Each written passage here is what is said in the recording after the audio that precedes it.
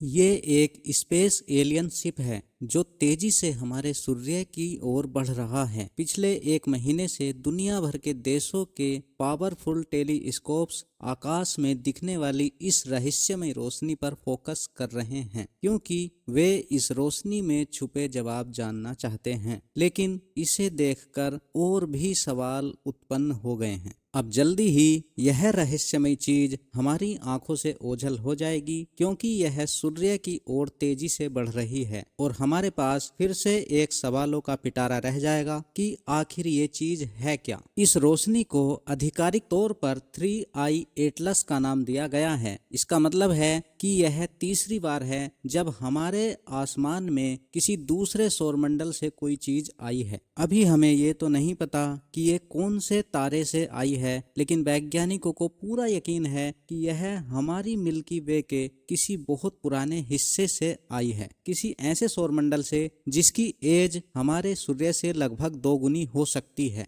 आकाश में अब तक इंसानों ने ऐसी रहस्यमयी सिर्फ 3 ही चीजें देखी हैं। पहला था ओमुआमुआ। ये एक अजीब सा पत्थर था जो 2017 में हमारे सौरमंडल में एंटर हुआ था, लेकिन आज तक भी हम उसका पता नहीं लगा पाए कि वो था क्या। बस इतना जानते हैं कि वह बहुत रहस्यमय था और शायद वह एक धूमकेतु हो सकता है। और दूसरा था 2I वोरोसोब। यह देखने में व्यवहार में बिल्कुल धूमकेतु जैसा था। फर्क सिर्फ इतना था कि जो आप आकाश में छोटे छोटे तारे देखते हो वो उनमें से ही किसी तारे से आया था। लेकिन ये जो 3I एटलस आया है, तो वैज्ञानिकों के पास पूरा मौका है इसको करीब से देखने का और इसको स्टडी करने का। वैसे 3I एटलस को वास्तव में पहली बार 7 मई 2025 को देखा गया था टेस द्वारा। टेस हमारी एक सैटेलाइट है जो एलियंस को ढूंढने का काम करती है। ये सैटेलाइट उस समय एलियन प्लेनेट को ढूंढने में व्यस्त थी, इसलिए 3I एटलस पर ध्यान नहीं दे पाई। लेकिन जब 3I एटलस की तस्वीर देखी गई, उस समय ये 3I एटलस प्लेनेट शनि यानी कि सैटर्न और जुपिटर के बीच यात्रा कर रहा था और उसके बाद 1 जुलाई 2025 को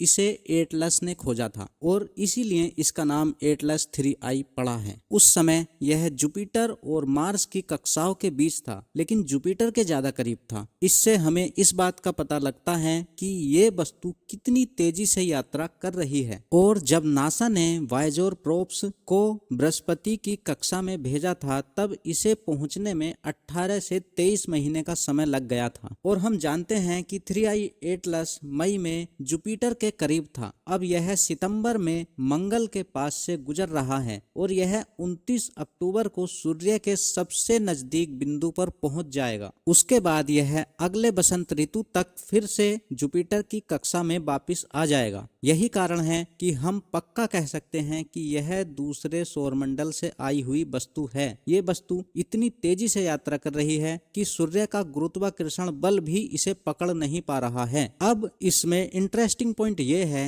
कि टेस द्वारा की गई शुरुआती निगरानी में जब 3I एटलस बृहस्पति की कक्षा से बाहर था, उस समय भी यह बहुत चमकदार दिखाई दे रहा था। और फिर अगले 3 सप्ताह में जब तक टेस ने इसे देखा, यह और भी ज्यादा चमकदार होता गया। ये बहुत अजीब बात है, ऐसे धूमकेतुओं में नहीं होता है। धूमकेतु किसे कहते हैं? धूमकेतु जमे हुए पानी के 2 टुकड़े होते हैं जिनमें विभिन्न प्रकार की चट्टानें, धूल, गैस और अन्य पदार्थ मिले होते हैं। ये टुकड़े सौरमंडल के किनारों पर मौजूद रहते हैं। जैसे ही ये बर्फ का टुकड़ा सूर्य के करीब आने लगता है तो यह पिघलने लगता है और जब ये टुकड़े पिघलते हैं तो बर्फ सीधे गैस में बदल जाती है, क्योंकि अंतरिक्ष में द्रव का अस्तित्व ही नहीं होता है। और यही गैस धूमकेतु के चारों ओर एक बड़ी चमकीली और धुंधली परत बना देती है। इसे टेक्निकल लैंग्वेज में कोमा कहा जाता है और ये आवश्यक भी है, क्योंकि धूमकेतु जब तक गैस पिघलाकर कोमा विकसित नहीं करते तब तक वे जुपिटर की कक्षा पार करके क्षुद्र ग्रह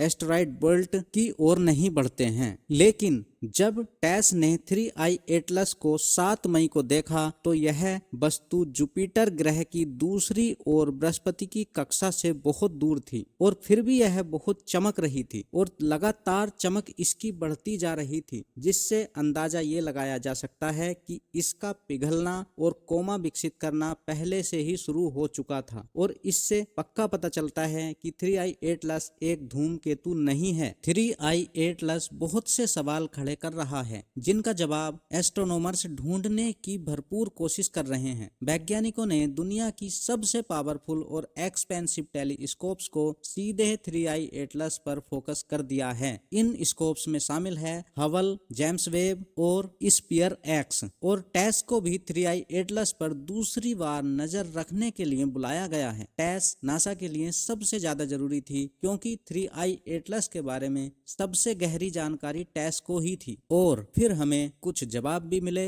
और कुछ नए सवाल भी सामने आए। इसमें हमारी सबसे बड़ी खोज ये थी कि 3I एटलस को चारों ओर से घेरने वाला कोमा लगभग पूरी तरह से CO2 से बना है। इसका मतलब है कि यह वस्तु सिर्फ पानी के बर्फ का एक बड़ा टुकड़ा नहीं है जैसा कि धूमकेतुओं में होता है। हालांकि इसमें कुछ पानी मौजूद है, लेकिन इसमें CO2 और H2O का रेशो 8.1 मापा गया है। इसका मतलब है कि इस वस्तु में एक धूमकेतु की तुलना में 16 गुना अधिक CO2 मौजूद है। और इसके चारों ओर फैला CO2 का बादल अब इतना विशाल माना जा रहा है कि उसकी त्रिज्या लगभग 3 लाख किलोमीटर तक हो सकती है। यह नंबर सूर्य के आकार का लगभग आधा है। और जुलाई जब हमने 3I एटलस को देखा था, उसके आधार पर जो हमने अंदाजा लगाया था उससे ये बहुत ज्यादा बड़ा है। इससे वैज्ञानिकों को यह सोचने पर मजबूर होना पड़ा कि 3I एटलस जो बादल में मौजूद है वह भी हमारी कल्पना से बहुत ज्यादा बड़ा हो सकता है। शुरुआत में हमने सोचा था कि 3I एटलस की कोर मैक्सिमम 20 किलोमीटर हो सकती है, फिर इसे घटाकर लगभग 11 किलोमीटर माना गया। लेकिन अब नई रिसर्च के आधार पर इसका वास्तविक आकार लगभग 46 किलोमीटर चौड़ा हो सकता है। यह बड़ा तो है लेकिन विशाल नहीं है, क्योंकि हमारे सौर मंडल में भी ऐसे धूमकेतु पाए गए हैं जिनकी कोर 100 किलोमीटर से भी ज्यादा चौड़ी होती है, लेकिन इसमें पानी तो कम है और CO2 की मात्रा ज्यादा है। ऐसा हमने पहले कभी नहीं देखा। ये वास्तव में धूमकेतु का बिल्कुल अलग है। इसका मतलब यह है कि यह वस्तु ऐसे सौर मंडल में बनाई गई है जहाँ के पदार्थ हमारे सौर मंडल से बहुत अलग हैं। ये रेशो पूरी तरह असामान्य है और यही कारण है कि 3I एटलस को अपनी दुनिया में एलियन के द्वारा बनाया गया माना जा रहा है। क्या वास्तव में इसे एलियंस ने बनाया है? खैर चलिए आगे बढ़ते हैं। 3I एटलस में एक और इंटरेस्टिंग खोज हुई है। ये खोज चिली में लगे दुनिया के सबसे बड़े टेलीस्कोप से हुई है। जब उन्होंने 3I एटलस को देखा तो उन्होंने पाया कि इस वस्तु में यानी 3I एटलस में टेलीस्कोप ने धातु की मौजूदगी में निकिल को पहचाना। लेकिन हैरानी की बात यह है कि इसमें लोहे का कोई भी अंश नहीं मिला। अब आप सोच रहे होंगे कि ये कैसे हो सकता है, क्योंकि लोहा और निकिल तो हमेशा साथ पाए जाते हैं। ये दोनों ब्रह्मांड की सबसे ज्यादा भारी धातुएं हैं। These are natural partners. और ये दोनों गिरते हुए तारों से बनते हैं और फिर सुपरनोवा विस्फोटों के दौरान अंतरिक्ष में फैल जाते हैं। यानी सोचिए, तारों की मौत से पैदा हुई ये धातुएं अरबों साल तक ब्रह्मांड में कैसे घूमती रहती हैं। अब यहाँ सवाल यह उठता है कि लोहा और निकिल हमेशा साथ पाए जाते हैं क्षुद्र ग्रहों पर, चंद्रमाओं पर और यहाँ तक कि ग्रहों पर भी। तो फिर सवाल ये है कि अगर 3I एटलस में निकिल है तो लोहा क्यों नहीं है, और अगर लोहा नहीं है तो ये चीज आखिर कहाँ बनाई गई है और किसने बनाई है। और निकिल हमेशा लोहे के साथ रहता है तो बिना लोहे के निकिल 3I एटलस में कैसे आया? ये सच में एक रहस्यमय सवाल है और सच कहें तो हमारे पास इसका कोई जवाब भी नहीं है। इसलिए लोग इसे एलियन से जोड़ देते हैं। कुछ लोग कह रहे हैं कि ये कृत्रिम स्पेस क्राफ्ट हो सकता है और ये थ्योरीज कोई मनगढ़ंत भी नहीं लगती। असल में वैज्ञानिक पहले से मौजूद तथ्यों को लेते हैं और उसी के आधार पर बताते हैं। जैसा कि हम जानते हैं कि 3I एटलस जुपिटर के पास से गुजरते समय और भी ज्यादा चमकने लगा। ऐसा क्यों? हाँ, ये सही है कि वो सूर्य के करीब आ रहा था, लेकिन फिर भी सिर्फ यही कारण नहीं हो सकता। ये बात कहीं न कहीं अधूरी लगती है। वैज्ञानिकों ने कहा कि ये पिघल रहा है इसलिए इतना चमक रहा है। लेकिन बात सिर्फ इतनी ही नहीं है, सवाल ये भी है कि इस ऑब्जेक्ट में असामान्य रूप से इतनी ज्यादा CO2 क्यों है। कुछ थ्योरीज कहती हैं कि ये असल में एक एलियन स्पेस प्रोब है, जैसे किसी ने इसकी लाइट ऑन कर दी हो। और भी ज्यादा हैरान कर देने वाली बात यह है कि ये वस्तु किसी विशालकाय स्पेस शिप की तरह है, एक ऐसा जहाज जो जीवित प्राणियों से भरा हुआ है और वे ठीक हमारी तरह ही सांस ले रहे हैं और अपनी वेस्ट बाई प्रोडक्ट्स यानी CO2 को अंतरिक्ष में छोड़ रहे हैं। सोचिए जरा, कुछ लोग तो ये भी कह रहे हैं कि 3I एटलस शायद खुद ही एक विशाल जीवित प्राणी है जो सौरमंडल में सफर करते हुए गैस और धूल को निकल रहा है और फिर अपने पीछे जैविक पदार्थ यानी ऑर्गेनिक बाई प्रोडक्ट्स को छोड़ रहा है। और सबसे ज्यादा इंटरेस्टिंग बात यह है कि अभी तक कोई भी वैज्ञानिक 100% यकीन के साथ ये नहीं कह रहा है कि ये थ्योरीज गलत हैं। शायद ये सच ना हो और शायद ये सच भी हो, और यही रहस्य इसे और भी ज्यादा रोमांचक बना देता है। तो हम ये बात स्पष्ट रूप से नहीं कह सकते कि ये एलियन स्पेस क्राफ्ट नहीं है, हालांकि अधिकतर संभावना ये ही है कि ये एलियन स्पेस क्राफ्ट है। और यही वजह है कि साइंटिस्ट और एस्ट्रोनॉमर्स बहुत तेजी से 3I एटलस के बारे में जितना हो सके इतनी जानकारी इकट्ठा कर रहे हैं, क्योंकि हमारे पास समय बहुत कम है इसे पहचानने के लिए। इस समय हमारे पास एक बड़ी अपॉर्चुनिटी है। यह ऑब्जेक्ट जल्द ही मंगल ग्रह के पास से गुजरेगा। अक्टूबर की शुरुआत में लगभग ये मंगल ग्रह के पास से गुजरेगा, जिसकी दूरी होगी 2 करोड़ 80 लाख किलोमीटर। भले ही यह दूरी अभी बहुत ज्यादा है, लेकिन इतनी करीब तो है कि यूरोपीय स्पेस एजेंसी के मंगल ऑर्बिटर्स इसे साफ साफ देख सकें। यूरोपीय स्पेस एजेंसी अपने दोनों ऑर्बिटर्स मार्स एक्सप्रेस और ट्रेस गैस ऑर्बिटर को इस्तेमाल करेगी। इनमें 3I एटलस को हाई रेजोल्यूशन कैमरों और रंगीन इमेजिंग सिस्टम के जरिए कैद किया जाएगा,